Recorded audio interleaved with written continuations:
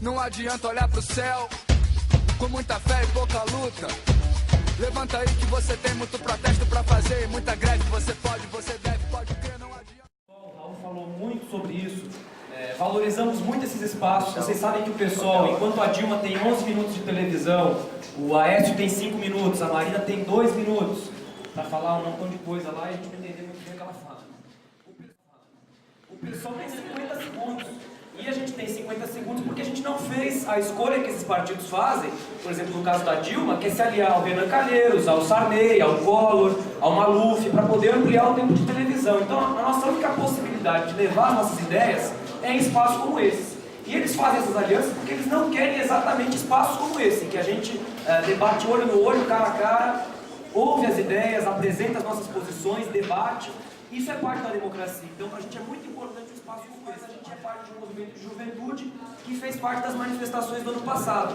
E a gente achava que na eleição seria absurdo que tudo aquilo que a gente vivenciou no Brasil todo, que aqui em Sorocaba também houve, não é? De manifestações, de reivindicações, de questões, que isso no debate político, no debate eleitoral não aparecesse. Então a gente decidiu ter uma candidatura que pudesse colocar essas questões no debate eleitoral.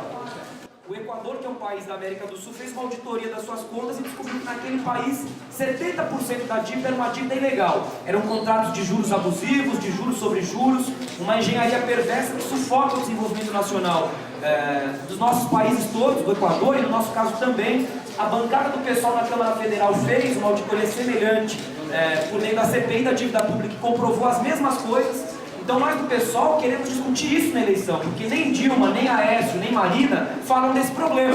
Eles fazem essa falsa estatística, não é? Quantas escolas, quantas creches, quantos quilômetros de estrada, mas não dizem o problema central, que é para onde vai o orçamento público.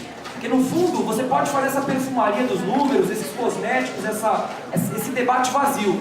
Mas a única forma de a gente garantir que a gente possa ter nas nossas cidades a diminuição progressiva das tarifas, de modo a ter tarifa zero, a única forma de investir 10% do PIB em educação pública, e não como faz o Plano Nacional de Educação, que é propor 10% do PIB daqui a 10 anos, só daqui a 10 anos, em educação pública e privada, é enfrentando esses interesses. Então, nós precisamos radicalizar a democracia para poder alcançar uma série de direitos democráticos que apareceram nas ruas. Tem uma hipocrisia e uma blindagem sobre essas pautas. Nós queremos discutir, a nossa candidatura também discute isso.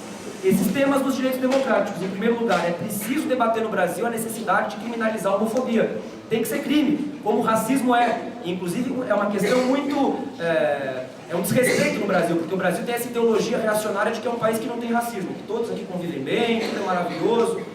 Temos que criminalizar a homofobia. E nós precisamos também avançar para ter um casamento igualitário como lei, e não como decisão do Supremo Tribunal Federal. Tem que ser lei, porque tem que ser um direito, não é?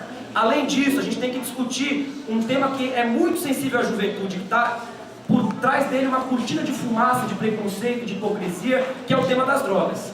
Nós do PSOL, já com o Jean Willis, deputado federal, e nas nossas campanhas, e a minha campanha em particular tem discutido isso, achamos que é necessário terminar com a guerra às drogas. Porque a guerra às drogas, na verdade, é uma falsa guerra às drogas, é uma guerra aos pobres, é uma guerra à pobreza. Não fosse uma guerra à pobreza, não se explicaria o helicóptero do pó do deputado Perrella, que é um amigo do Aécio, é um aliado do Aécio. Cadê a punição ao deputado Perrella, que tinha relações com o helicóptero com 500 quilos de cocaína? Não é? Esse caso foi esquecido, do helicóptero do pó. Mas se tiver um jovem numa periferia de uma cidade com 20 gramas de maconha, vai ser preso por tráfico. Porque no Brasil o que determina tráfico ou consumo é o olhar do policial.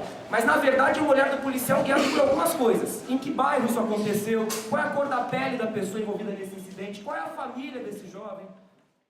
Para que o tema da reforma política apareça no Brasil, porque senão vai continuar sempre como é. Mas a gente quer posteriormente fazer a disputa, inclusive com eles, sobre qual reforma. O que nós propomos, que é diferente do que eles propõem. Nós achamos que tem que ter revogabilidade dos mandatos. Não pode ser que a gente vote a cada 2 anos e que o sujeito seja o dono do seu mandato. Se o povo elege, o povo pode destituir. Destituir presidente, destituir deputado, destituir senador. Eu tenho certeza que o Feliciano, por exemplo, eu vi alguém voltando com uma plaquinha do Feliciano aí. Muita gente ia querer destituir o Feliciano, só um tema que tem que aparecer.